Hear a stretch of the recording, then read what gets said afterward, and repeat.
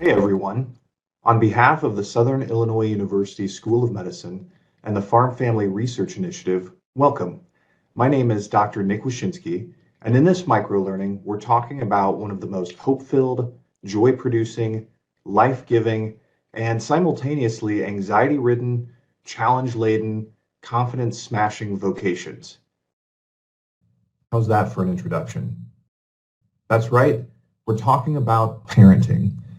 And though I'll use the word parenting a lot today, I recognize not all of you caring for young people are their parents, your grandparents, aunts, uncles, older siblings, cousins, and neighbors. Whoever you are in these young people's lives, this micro-learning is just as much for you as for anyone else. Now, you might be wondering, what does this guy know about parenting? And that's a fair question.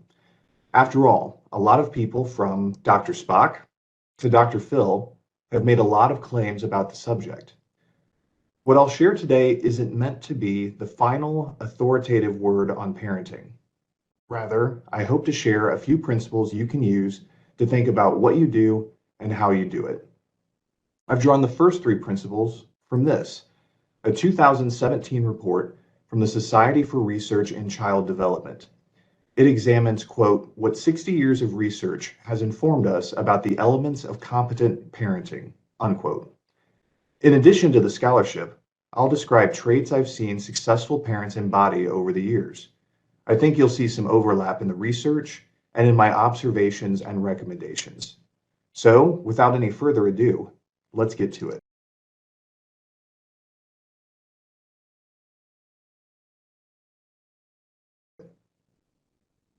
According to the scholarship, competent parents protect their children. That seems like a no-brainer, right? Kids need adults to do for them what they cannot do for themselves, to give them food, clothes, stability, and so much more. Competent parents provide for their children's needs, both physical and psychological. They defend their children against threats, and they tend to their child's wounds. Good parents make home a refuge. Parents' protective role, their attentiveness to their children's needs, has consequences far beyond the immediate. Indeed, children will use what they've learned explicitly and implicitly about the care their parents give to form the basis of their relationships with others. The more secure and more reliable the parents, the more secure the child will be with others in the future.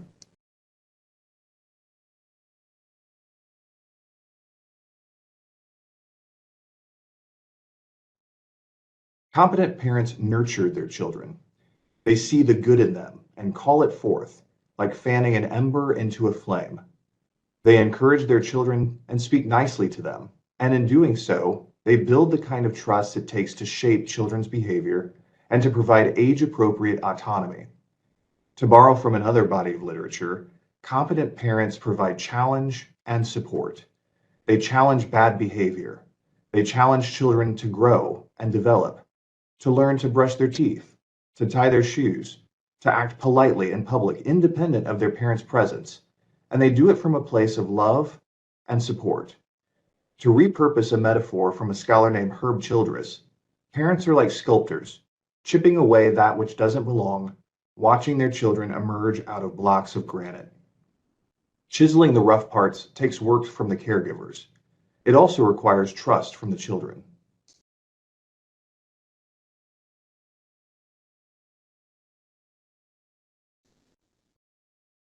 Competent parents are mindful. They acknowledge all the emotions that come along with parenting, the joy, the sadness, and the, oh my gosh, why can't my house just stay clean for once feeling. Mindful parents listen, even in the heat of an argument. They reflect. They're patient. They talk to others when they need help. They are proactive rather than reactive, meaning they do their best to anticipate and to prepare, and to take a beat when they realize they're everything but prepared. They take stock of when they're wrong, and they apologize.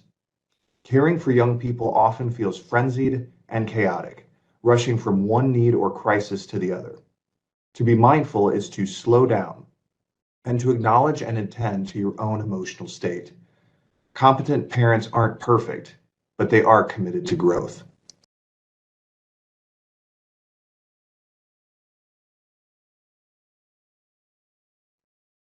So, those are just a few of the highlights from the scholarship, but I've seen other things that make for really effective parenting.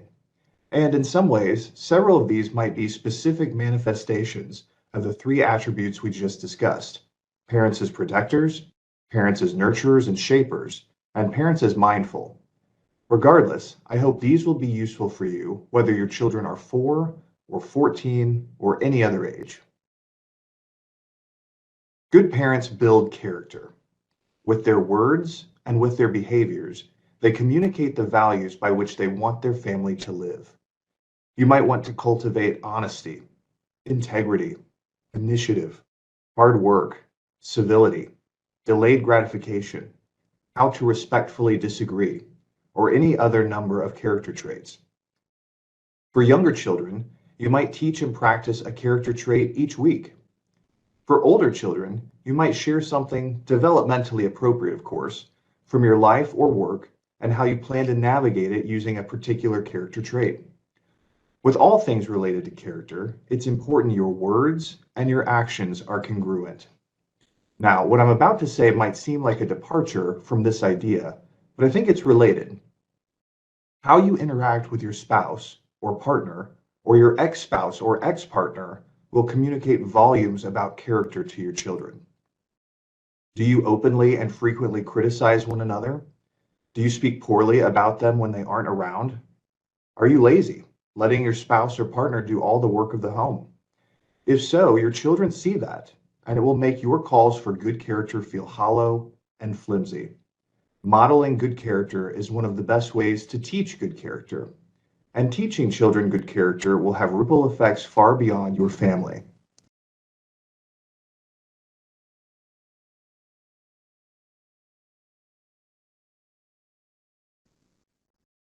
Is your child doing something they shouldn't?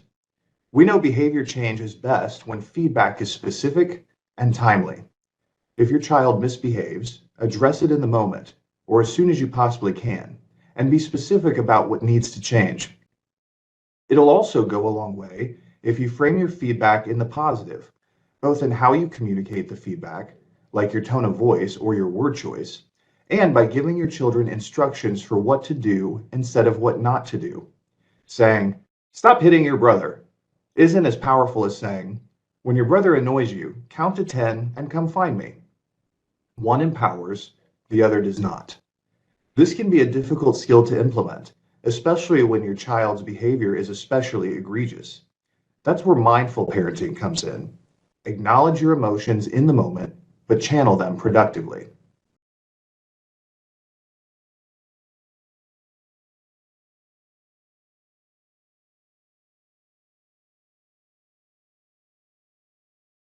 Have fun with your kids. Play. Be silly. Surprise them with good things. Don't always take everything so seriously.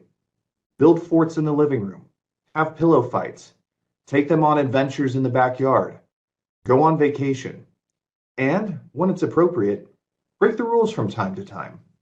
Pick a random night, tell them they can stay up past their bedtime, then give them ice cream and watch their favorite show with them. Or pick a Friday, take them out of school early and spend the afternoon with them doing what they want. There's nothing better for a kid than being in school and learning their caregiver is there to break them out early. In 40 years' time, your kids will have forgotten a lot of what you've said, but if you make fun memories with them now, they'll treasure those for a lifetime.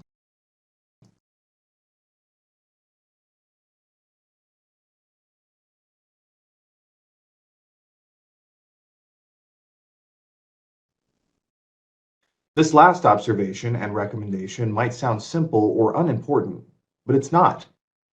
How many of us find ourselves being nicer, more polite, or more forgiving to strangers or coworkers than we do with our own family? I know I'm guilty of that. The world is cruel. School is rough. Your children are going to be judged, picked on, excluded, made to feel inferior or stupid. That's the unfortunate reality of living amongst broken people. But your children don't have to feel those things from you.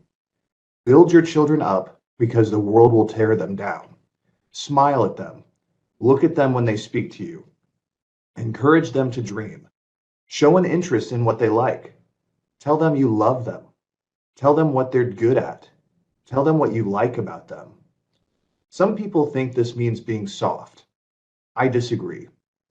Being nice doesn't mean there's no discipline. Being nice and expecting good behavior aren't mutually exclusive. To the contrary, being nice will establish a solid relational foundation from which discipline can be received.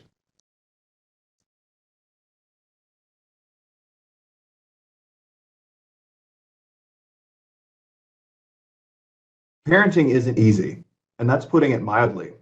Indeed, some of you might be thinking, I have a long way to go, or I think I've really screwed up. Is there any hope for me now? Take heart. In whatever situation you find yourself, I believe there is hope. Use your love for your children as fuel in your tank. If you feel guilty for past parenting mistakes, apologize. Then release yourself from guilt's grasp and be empowered to do different. The journey toward good parenting won't always feel good, but it'll always be worthwhile. I hope these principles are an encouragement, that they help you imagine new and helpful ways of interacting with the young people in your life. And again, on behalf of the SIU School of Medicine and the Farm Family Resource Initiative, my name is Dr. Nick Weshinskey, and I'm wishing you and your family well. Thank you.